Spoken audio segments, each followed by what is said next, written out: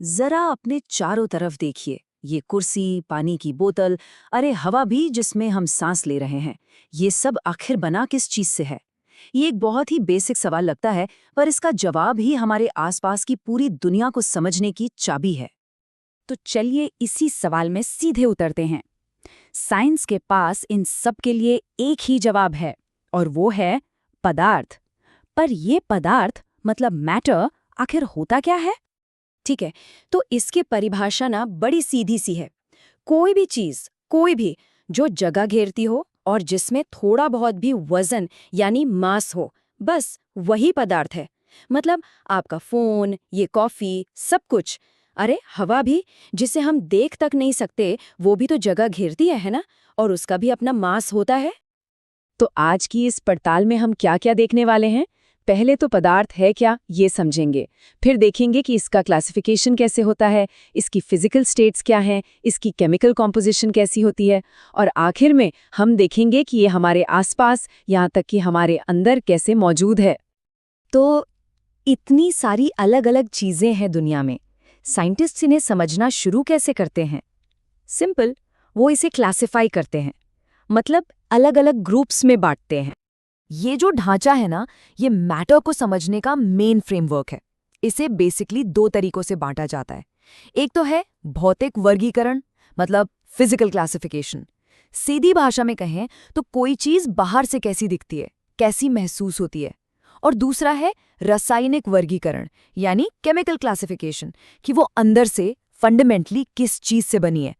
तो चलिए पहले इसकी फिजिकल साइड को ही देखते हैं।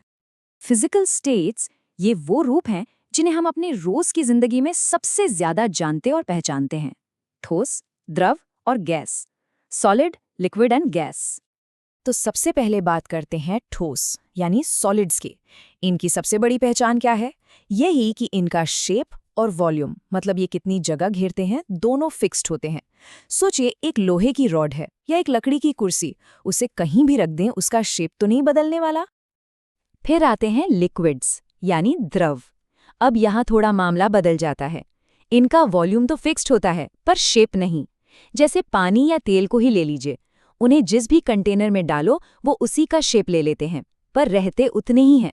मतलब 1 लीटर पानी ग्लास में भी 1 लीटर ही रहेगा, और किसी बड़ी बॉटल में भी। और आखिर में गैस। यहाँ तो ना तो कोई फिक्स्ड शेप है और ना ही कोई फिक्स्ड वॉल्यूम। इसे जितनी भी जगह मिलती है ना, ये पूरी तरह से उसमें फैल जाती है। हवा इसका सबसे परफेक्ट एग्जाम्पल है। और यही वजह है कि गैस को बहुत आसानी से कंप्रेस किया जा सकता है, मतलब दबाया जा सकता है। तो अब इन तीनों के बीच का जो मेन डिफरेंस है वो एकदम क्लियर है ना? सॉलिड में सब कुछ फिक्स्ड, लिक्विड में शेप फ्लेक्सिबल, वॉल्यूम फिक्स्ड, और गैस में दोनों ही फ्लेक्सिबल हैं। लेकिन यहाँ एक बहुत ज़रूरी बात है। ये जो स्टेट्स है ना, ये कोई पत्थर की लकीर नहीं है। टेम्परेचर और प्रेशर को बदलकर एक स्टेट से दूसरी स्टेट में जाया जा सकता है। और इसका सबसे बढ़िया एग्जाम्पल क्या है? पानी, जो हमें बर्फ यानी सॉलिड, पानी यानी लिक्विड और भाप यानी गैस, तीनों रूपों में मिलता है। ऑल राइट, तो अब क्लासिफिकेशन के दूसरे हिस्से पर चलते हैं, केमिकल कॉम्पोजिशन। देखते हैं कि केमिकली ये सब कैसे काम करता है। ये पूरा का पूरा इस बात पर डिपेंड करता है कि मैटर अंदर से मॉलिक्यूलर लेवल पर कैसे बना है। केमिकली देखा जाए तो मैटर या तो प्योर सब्सटेंस हो सकता है या फिर मिक्सचर। प्योर सब्सटेंसेस में भी दो चीजें आती हैं, तत्व यानी एलिमेंट्स और यौगिक यानी कंपाउंड्स।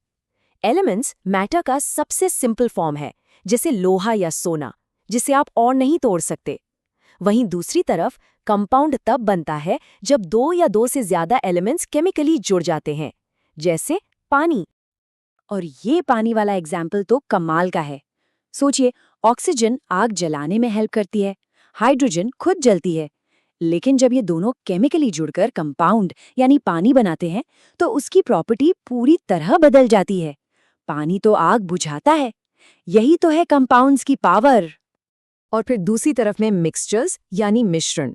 यहाँ चीजें बस फिजिकली एक साथ रखी होती हैं, केमिकली जुड़ी नहीं होती। ये होमोजेनस हो सकता है, मतलब समांग, जहाँ सब कुछ परफेक्टली मिक्स हो गया हो, जैसे हवा या पानी में घुला नमक। या फिर ये हेटेरोजेनस यानी विषमांग भी हो सकता है, जहां आप अलग-अलग पार्ट्स को साफ-साफ देख सकते हैं, जैसे पानी में रेत।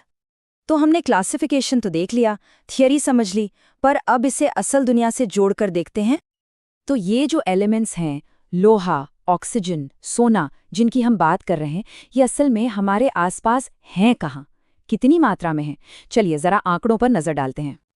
हमारी धरती की जो ऊपरी परत है, जिसे अर्थ्स क्रस्ट कहते हैं, वो मेनली कुछ ही एलिमेंट्स से बनी है। यकीन करेंगे, करीब 47% तो सिर्फ ऑक्सीजन है और 28% सिलिकॉन।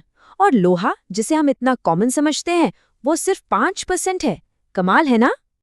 अब जो चीज़ सच में बहुत इंटरेस्टिंग है वो ये है कि हम खुद यानी इंसान किन एलिमेंट्स से बने हैं। और यहाँ एक ऐसा आंकड़ा है जो शायद चौंका देगा। 65%, 65%, ये एक बहुत बड़ा नंबर है, पर ये है किस एलिमेंट का परसेंटेज? जी हाँ, ह्यूमन बॉडी का लगभग 2/3 हिस्सा सिर्फ और सिर्फ ऑक्सीजन है। वही ऑक्सीजन जिससे हम सांस लेते हैं, वो हमारे शरीर का सबसे बड़ा बिल्डिंग ब्लॉक है। इसके बाद नंबर आता है कार्बन और हाइड्रोजन का। ये फैक्ट हमें खुद को एक अलग ही नजरिए से देखने पर मजबूर कर देता है ना? तो हमने मैटर की 3 मेन स्टेट्स की बात की, सॉलिड, लिक्विड, गैस। लेकिन क्या कहानी बस यहीं खत्म हो जाती है या इसके आगे भी कुछ है? असल में नहीं, साइंस मैटर की चौथी स्टेट को भी मानता है, जिसे कहते हैं प्लाज्मा। ये हमारे सूरज और बाकी तारों में पाया जाता है।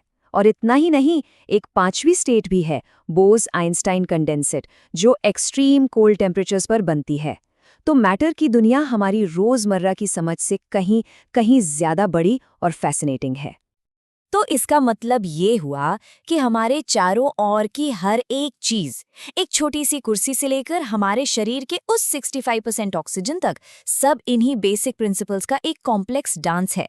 और ये जानकर कि प्लाज्मा और बोस-आइंस्टाइन कंडेंसेट जैसी स्टेट्स भी मौजूद हैं, मन में एक ही सवाल उठता है, पदार्थ के और कितने रहस्य हैं जो अभी खुलने बाकी हैं?